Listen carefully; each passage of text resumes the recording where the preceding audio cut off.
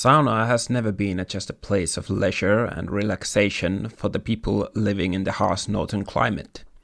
For the frontier Finns, it was the first building they erected in their new homesteads. While you build your other buildings for the farm, you can live in sauna and cook your daily meals. It is a perfect place to smoke meat and fish and store your game. With this steam room, you can smoke out the bugs from the harvested grain and dry them if you don't have a building for it yet. Once everything is complete, it still works as a guest house, where many daily jobs are done, like brewing ale or making candles and soap. It is a very utilitarian building that can serve many purposes for the self-reliant households. Before 18th century, most of Finnish cottages didn't have separate bedroom for the married couple. Therefore, sauna was a separate building that could offer some privacy for a man and a woman. For modern Finns, sauna is purely non-sexual place where you leave behind titles and material desires. But for most of its history, it was a place to make children. It was also a place of birth for the children. Women used to give labor in the sauna. In between of life, sauna was a healing room. It is quite funny how these modern sauna studies about health benefits of sauna have emerged to the general population. Because sauna was a healing room in the pre-modern medicine. It was their most powerful healing tool for all the ailments. Surely the heat did wonders to the sore muscles from hard farm labor, but sauna was much more than that.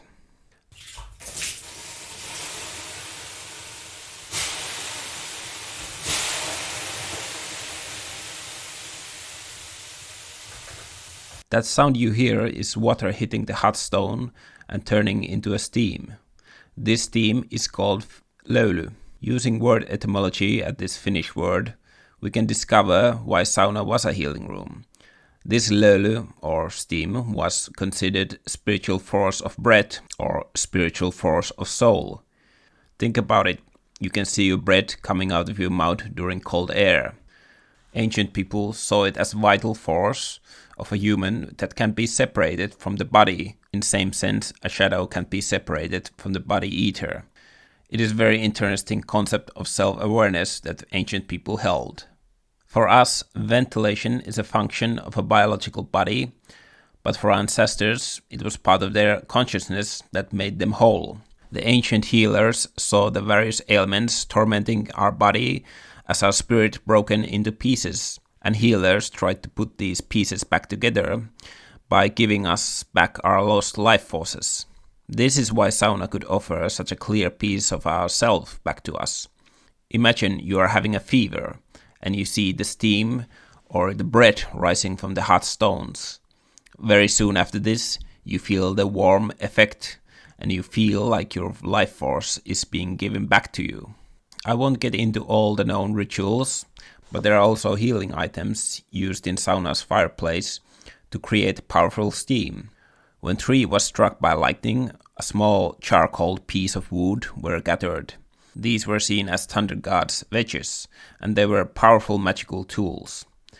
In the most dire situation, when the sauna was being heated up, one of these pieces would be used as a fuel to give the power of the thunder god in the healing. It is also very interesting that the open wounds were covered very carefully in the sauna because they didn't want the steam to enter the wounds. Medically speaking, that sounds like a good idea. People knew that summer months would make the wound rot easier, but this is most likely about the steam getting into the wrong place in the body instead of the mouth. Once again, it sounds bizarre, but you have to remember one's reflection on the water or his shadow's position could be jumbled up, and it would cause all of their ailments and lead to the sickness of the body. But when healing failed and the end arrived for the Finns, their spirits were left like the steam from their bodies. Usually this powerful wind knocked open doors and windows when it violently left the house. Before being put to graves, their bodies were washed in sauna. This was again women's work, just like giving birth in sauna. Washing the dead was done in a very sterile way. If some washing water would drop on the washer's legs, she would receive a terribly painful aches from the dead. But then again, if a curious person would want to possess the power to see in the afterlife, then she or he would have to wash their eyes with the water. There are a lot of evil magic to be done in this room also, but more about it later.